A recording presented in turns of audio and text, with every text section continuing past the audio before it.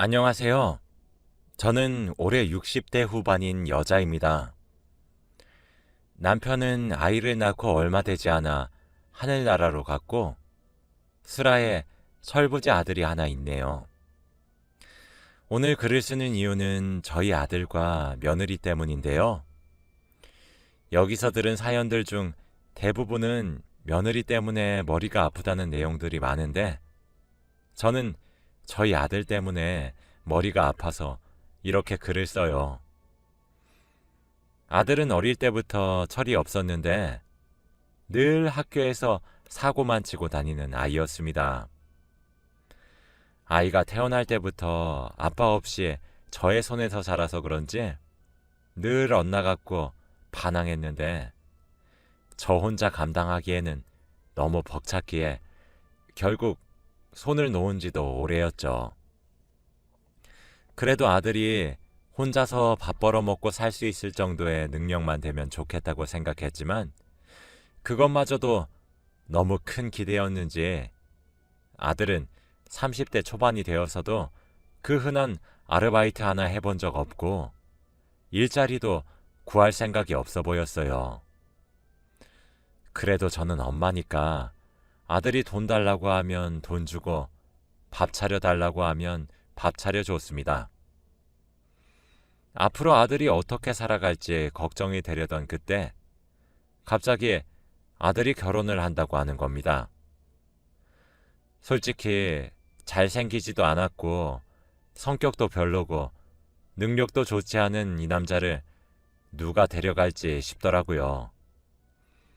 결혼한다는 여자의 얼굴을 보기 전까지는 분명 좋지 않은 여자일 것이고 어디 술집에서 가볍게 만난 여자일 것이라 생각했습니다. 그래도 아들이 처음 데려온 여자니까 기분 좋은 마음으로 첫 만남을 가졌는데 세상에 무슨 일인지 그 여자는 너무나도 곱고 예쁜 것 있죠? 그 여자는 중국 여자였는데 제가 본 중국 여자 중에서 가장 예쁘다고 장담할 수 있는 여자였습니다.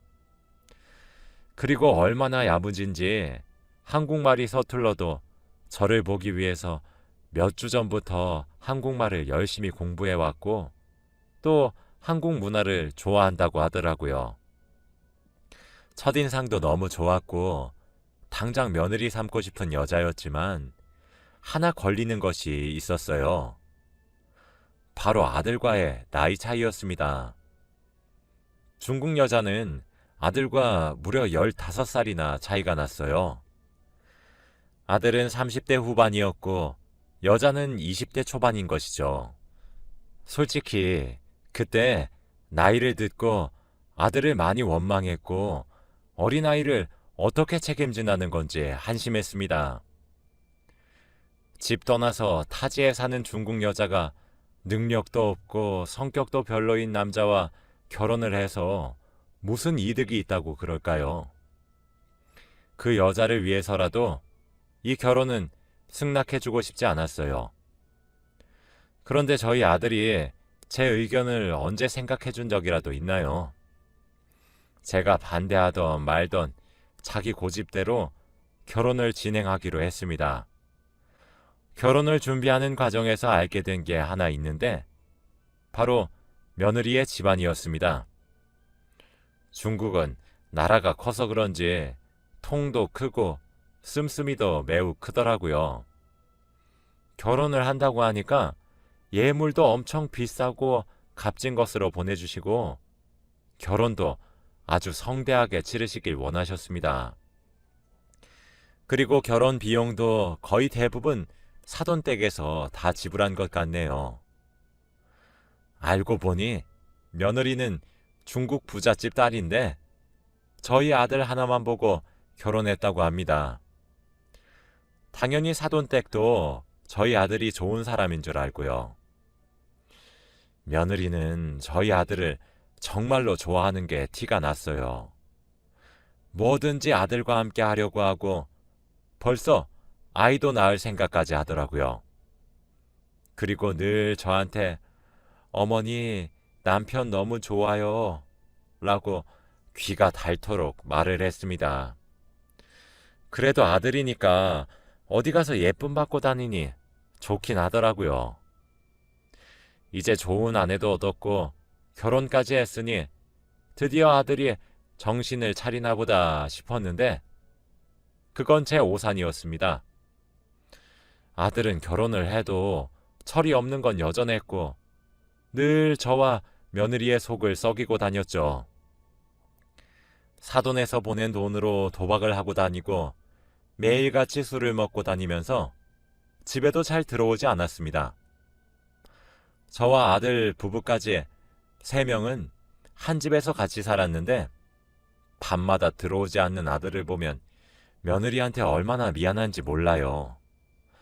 그런 아들과 결혼하게 해서 고생시킨 게 다 제 탓 같았거든요. 그런데 며느리는 저와 둘이서 있으면 혼자만의 시간을 가지면서 친구들도 만나고 취미생활도 즐길만 한데 늘 저와 같이 있으려고 했어요. 가끔씩 저에게 서툰 한국어로 편지도 써주고 열심히 요리 공부도 하면서 제가 좋아하는 음식들을 해주더라고요. 자식에게도 받아본 적 없는 편지와 음식들을 며느리에게 받으니까 기분이 되게 묘한 거 있죠? 늘 자식이 있어도 없는 것 같았는데 아들이 좋은 며느리를 데리고 와서 그런지 딸이 생긴 것만 같았습니다. 그리고 제 생일날 미역국과 케이크를 챙겨주고 선물도 주더라고요. 아들은 평생 동안 제 생일을 단 한 번도 챙겨준 적이 없어서 저도 제 생일을 챙기지 않는데 60대 후반이 되어서 며느리에게 생일 축하를 다 받네요. 그러면서 저에게 흰 봉투를 슬쩍 주면서 어머니, 친구들이랑 놀러 갔다 와요. 라고 하며 용돈도 쥐어줬습니다. 저는 딸을 한 번도 키워본 적이 없으니까 주위에서 딸이 있는 친구들이 부러웠는데 이제서야 친구들의 마음이 이해가 가더라고요. 이거 말고도 며느리는 너무 예쁨 받을 행동을 많이 했고 하다못해 아들보다 며느리를 제 자식으로 삼고 싶었습니다. 아들은 저에 대해서 아는 것이 하나도 없었고 늘 저를 지갑 취급하면서 돈 달라고 하는데 저희 며느리는 제가 말한 사소한 것 하나까지 기억해주면서 챙겨줬거든요. 그리고 가끔씩 저에게 엄마라는 말도 합니다. 타지에서 기댈 사람이 아무도 없었는데 엄마가 생길 것 같다면서 좋다고 했어요. 저도 이런 예쁜 딸이 엄마라고 불러주니까 좋았답니다. 아들은 집에 안 들어온 지 한 달이 다 되어갔고 저와 며느리 둘이서 생활했어요. 그런데 밥을 먹고 있는데 갑자기 며느리가 헛구역질을 하는 겁니다. 설마 하는 생각에 테스트를 해보니 임신이 맞았어요. 아들이 집 나가기 전에 생긴 것 같다고 하더라고요. 그래도 임신을 했으니 축하를 해주었고 아들에게 연락을 해보았지만 역시나 받지 않았습니다. 며느리와 저는 그날 너무 좋다고 하며 서로 부둥켜 안고 기뻐했어요. 저도 드디어 손주가 생긴다고 좋아했죠. 이제 며느리는 홀몸이 아니니 저도 집안일을 하나둘 하기 시작했고 며느리 보고 쉬라고 하면서 몸조리도 잘하라고 했어요. 출산을 먼저 해본 사람으로서 많은 조언과 충고를 해주었습니다. 그렇게 몇 주가 지나고 드디어 아들이 집으로 돌아왔어요. 이제 한창 신혼인 부부가 왜 붙어있지 않고 그렇게 밖으로 돌아다니는지 아들만 보면 속에서 천불이 나는 것 같았죠. 우선 아들에게 임신 소식을 알렸는데 아들의 반응은 왠지 무덤덤하더라고요. 근데 난 중국 아이는 싫은데? 라고 하면서 자기 아이가 생긴 것을 기뻐하지 않았습니다. 아들이 임신을 기뻐하지 않는 것을 보고 며느리는 많은 충격을 받은 것 같았고 저는 아들이 너무 한심스러웠습니다. 아들의 팔목을 잡고 방으로 끌고 와서 한마디 했습니다. 너 어떻게 네 아내한테 그럴 수 있니? 네 와이프가 네 애를 임신했는데 그런 쓴소리부터 먼저 나오면 되니? 네 와이프가 요즘 애들답지 않게 싹싹하고 얼마나 야무진데 이런 며느리 드물어. 항상 네 와이프한테 고마워해야지. 너도 이제 한 가정의 가장이잖아. 엄마, 잔소리 하지 마. 알아서 할게. 나 나가 있는 동안 돈 엄청 많이 따서 가장 노릇 잘하고 있어. 라고 하며 방을 나가더군요. 제가 정신 차리라고 말을 해도 아들은 듣지도 않았고 더 엇나갔습니다. 그럴수록 며느리에게 미안해지고 모든 것이 이런 아들을 낳은 제 탓 같더군요. 아들이 없을 때 조심스럽게 며느리에게 다가가서 남편은 잘해주니? 라고 물었어요. 그런데 며느리는 잘해줘요. 라고 무덤덤하게 말을 했지만 더 이상 물어보면 상처가 될 것 같아서 물어보지 않았죠. 누가 봐도 저희 아들은 제대로 된 남편이 아니었고 다른 며느리였다면 당장 이혼을 했겠죠. 저는 아들이 채워주지 못하는 사랑을 저라도 채워줘야 할 것 같아서 며느리 간호를 정성스럽게 봐주고 한국 엄마 노릇을 열심히 했답니다. 며느리 생일날에는 며느리가 저한테 해준 것처럼 중국 요리를 공부해서 며느리가 좋아하는 중국 음식을 해주었어요. 집안일도 제가 다 하고 밥도 제가 다 차리면서 혼자 있으면 외로울 며느리를 위해 열심히 옆에 있어 주었어요.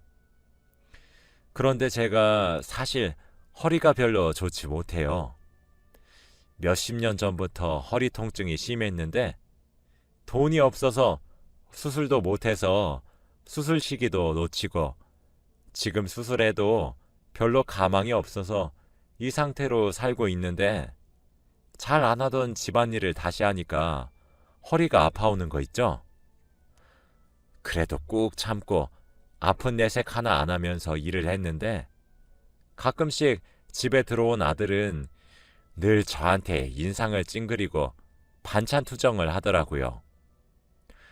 그래도 결혼 전까지 아들이 그렇게 반항하는 건 일상이었으니까 익숙했어요.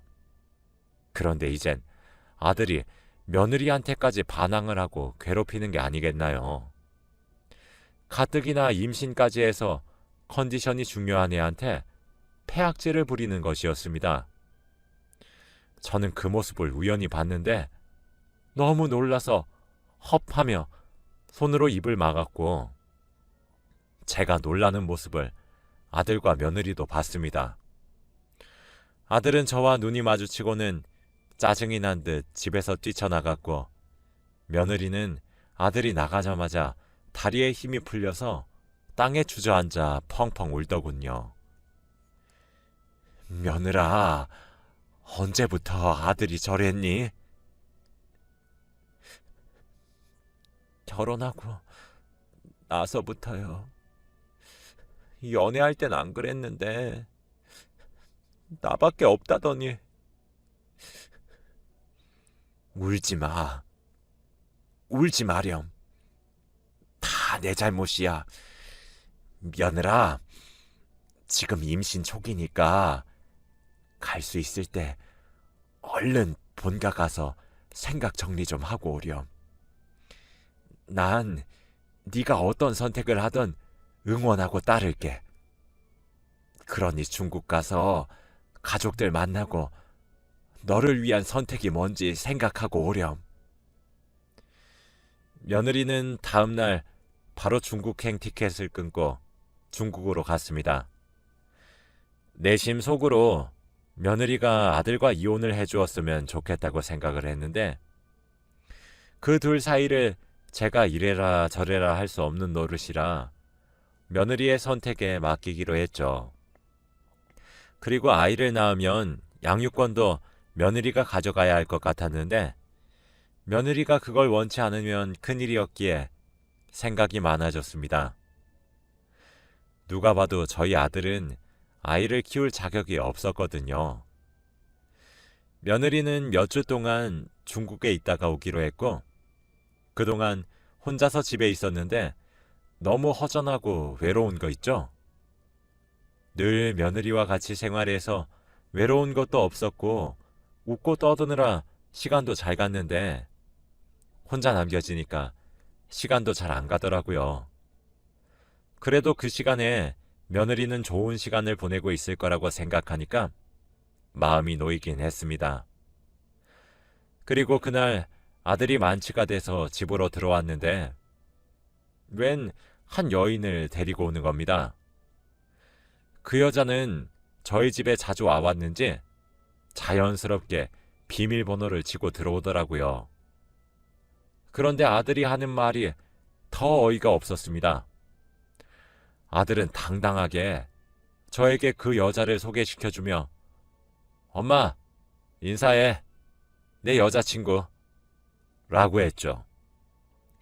저는 그걸 보고 드디어 아들이 제정신이 아니구나 싶었고 당장 나가라고 그들을 밀쳐냈지만 꼼짝도 하지 않더라고요. 엄마 왜 그래? 여긴 한국 여친, 걘 중국 여친.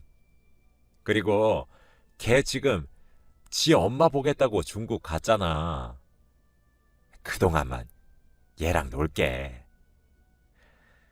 저는 당당한 아들의 태도를 보고 도저히 참을 수 없었고 태어나서 처음으로 아들의 뺨을 때려버렸습니다.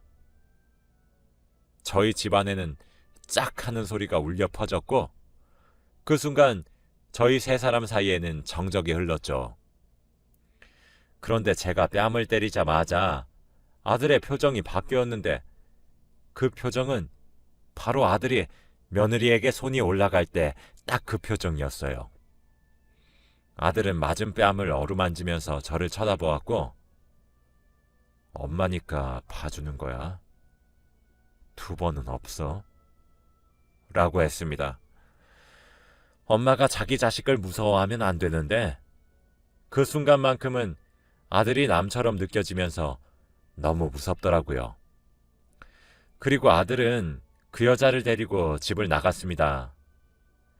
저는 주저앉아서 펑펑 울었고 도대체 내가 전생에 무슨 죄를 지었길래 하나 있는 자식이 왜 저러는지 싶었어요. 저만 내버려 두고 먼저 하늘로 떠난 남편이 너무 원망스러웠죠. 그리고 아들의 불륜은 계속되었고 저는 그럴 때마다 네 와이프한테 미안하지도 않니? 라고 물으면 늘 아들은 내가 알아서 할게 라는 말만 했습니다. 제가 이 사실을 며느리에게 말을 해주고 싶었지만 아들이 남긴 두 번은 안 봐줘 라는 말이 맴돌았고 그렇다고 말을 해주지 않으면 안 될 것 같다는 생각이 들더라고요.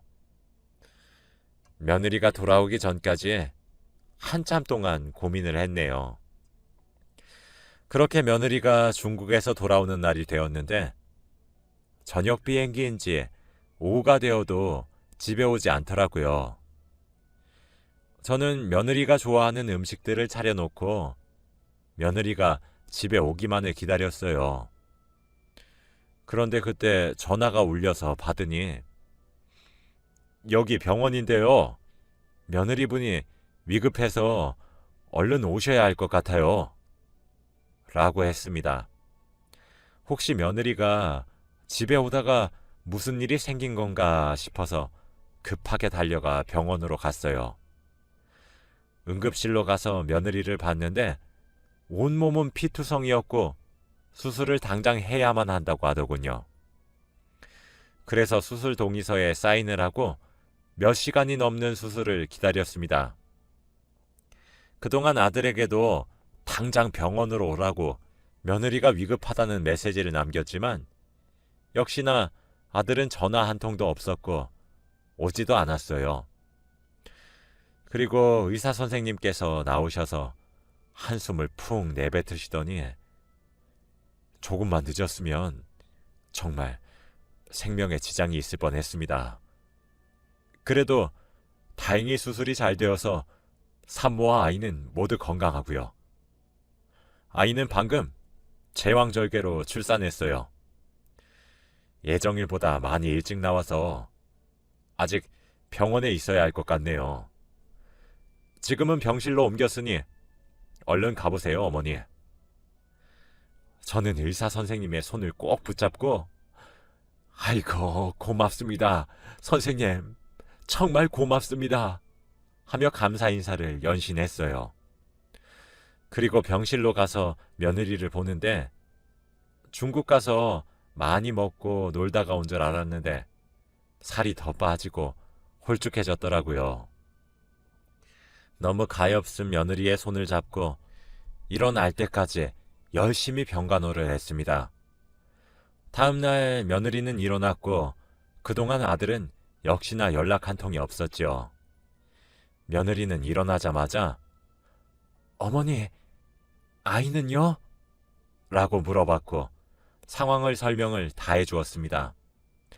그런데 갑자기 며느리가 울더라고요. 얘야, 울지 마라. 왜 울어? 응?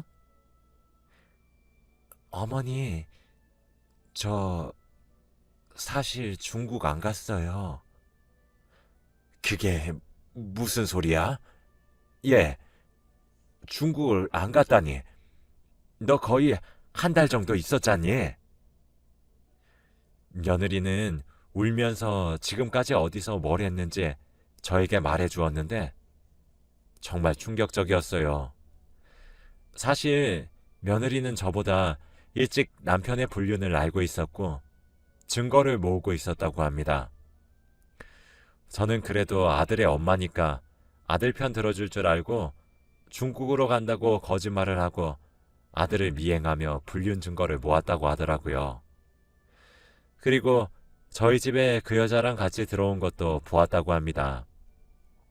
그러면서 이때까지 모아둔 증거를 보여주는데 정말 아들의 사생활은 가관이었습니다. 엄마인 제가 봐도 제정신인 사람이 할 수 있는 행동들이 아니었고 그때 집에 데려온 여자는 극히 일부였습니다.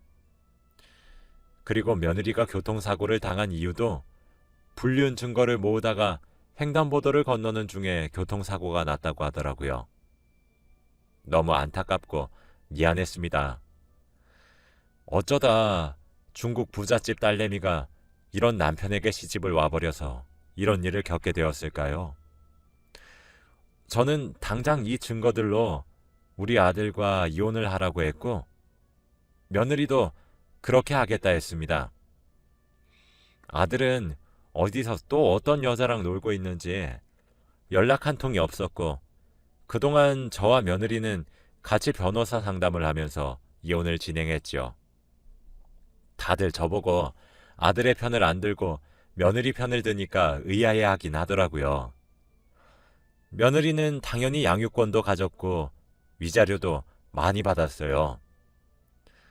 아들은 이혼 소식을 듣고 당황하긴 했지만 거부하지 않았고 이혼 소송이 끝난 후 아들은 정신과 상담을 받으면서 자신의 병을 치료하기 시작했네요. 아들을 치료해 주시는 의사 선생님의 말에 의하면 이런 폭력적인 성향이 아버지가 돌아가신 후부터 생긴 경우가 많다고 합니다. 사랑으로 보듬어 주라는 말을 듣고 열심히 노력하는 중이에요. 그런데 아들이 치료가 제대로 되고 있는지 며느리가 최고의 아내인 것을 이제야 아는 것 같았고 계속 며느리에게 사과를 하면서 다시 합치자고 매달리고 있어요. 자기 아이도 매일 만나러 가면서요. 한 번도 아들이 자기 자존심을 굽히는 것을 본 적이 없는데 요즘 들어 아들의 신기한 모습을 많이 봅니다. 며느리도 그런 아들이 싫지는 않은지 튕기고 있어요. 둘은 멀리서 보면 귀여워요. 딱히 며느리에게 다시 합쳐라 마라 하지 않고 있습니다. 전 며느리가 어떤 선택을 하든 다 존중하거든요. 며느리와 저는 따로 살지만 그래도 가끔 만나며 예전처럼 재밌게 수다도 떨고 손주 이야기도 하면서 지내요. 손주는 예정일보다 일찍 태어났어도 무럭무럭 씩씩하게 잘 크고 있습니다. 요즘 삶의 낙이에요. 정말 제 사연은 여기까지입니다. 다들 며느리에게 잘 대해주세요. 들어주셔서